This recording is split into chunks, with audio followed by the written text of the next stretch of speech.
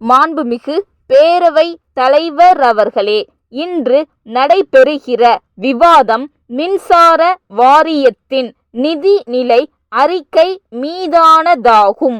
இந்த விவாதத்தில் நான் பங்கேற்று பேசுவதற்கு வாய்ப்பளித்ததற்காக தலைவர் அவர்களுக்கு என் நன்றி கலந்த வணக்கத்தை முதற்கண் தெரிவித்துக் கொள்கிறேன்.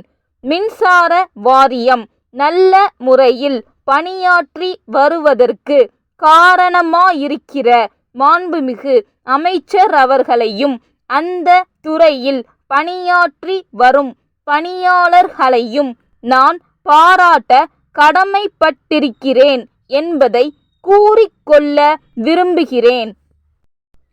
ஏராளமான விவசாய கிணறுகளுக்கும் மின்சார இணைப்பு அளித்திருப்பதோடு எல்லா கிராமங்களுக்கும் மின்சார வசதி அளித்திருப்பது மிகவும் பாராட்டுக்குரிய சாதனையாகும் என்று கூறிக்கொள்ள ஆசைப்படுகிறேன்.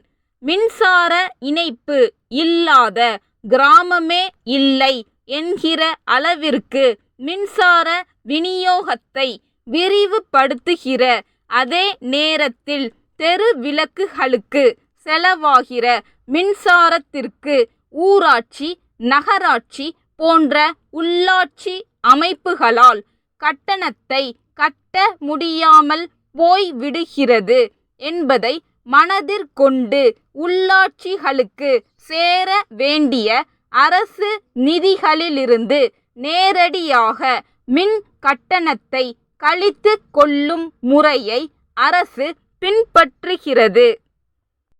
இது ஒரு வகையில் உள்ளாட்சி மன்றங்களின் பொறுப்பை குறைத்தாலும் அவைகளுக்கு கிடைத்து கொண்டிருந்த அரசு நிதியாதாரத்தை குறைத்து விடுவதால் உள்ளாட்சி மன்றங்கள் நிதி பற்றாக்குறையால் தத்தளிக்க நேரிடுவதாக குறை கூறப்படுகிற நிலைமை ஏற்படுவதை மறுக்க முடியாது.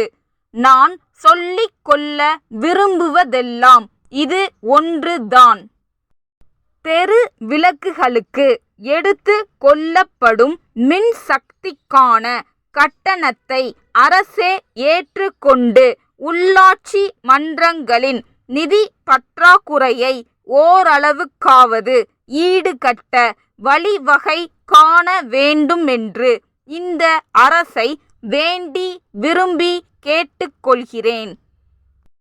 அடுத்தபடியாக நான் வலியுறுத்தி கூற ஆசைப்படுவது என்னவென்றால், நாம் மிகவும் பரவலாக மின்சார விநியோகத்தை செய்திருக்கிறோம் என்று பெருமிதம் அடைகிற நேரத்தில் மின்சார தட்டுப்பாடு ஏற்படுவதையும் மனதில் கொள்ள வேண்டியது அவசியம்.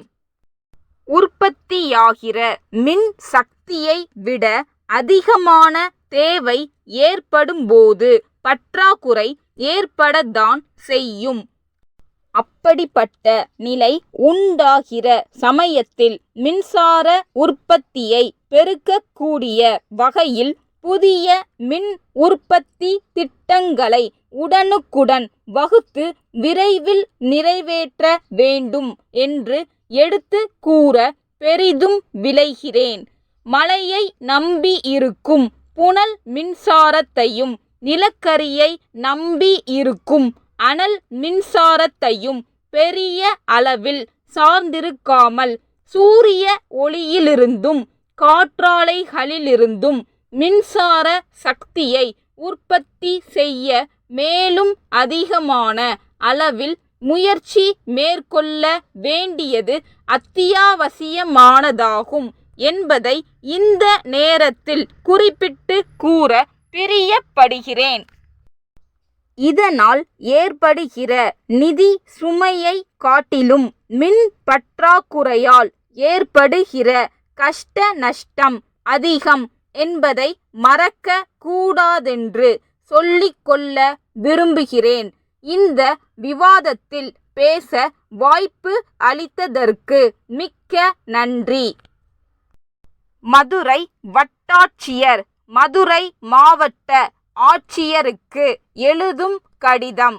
ஐயா, தாங்கள் கேட்டுள்ள விவரங்களுக்கு எனது அறிக்கையை அனுப்புவதில் நேர்ந்த கால தாமதத்திற்கு வருந்துகிறேன்.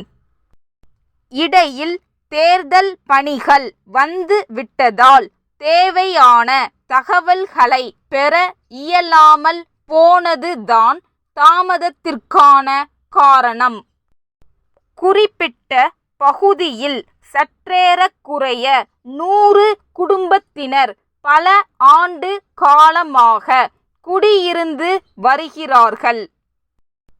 குடிசைகள் மட்டுமல்லாமல் செங்கற்களால் ஆன சுவர்கள் கட்டி நிரந்தரமான கட்டிடங்களும் அமைத்து கொண்டு வாழ்ந்து வருகிறார்கள்.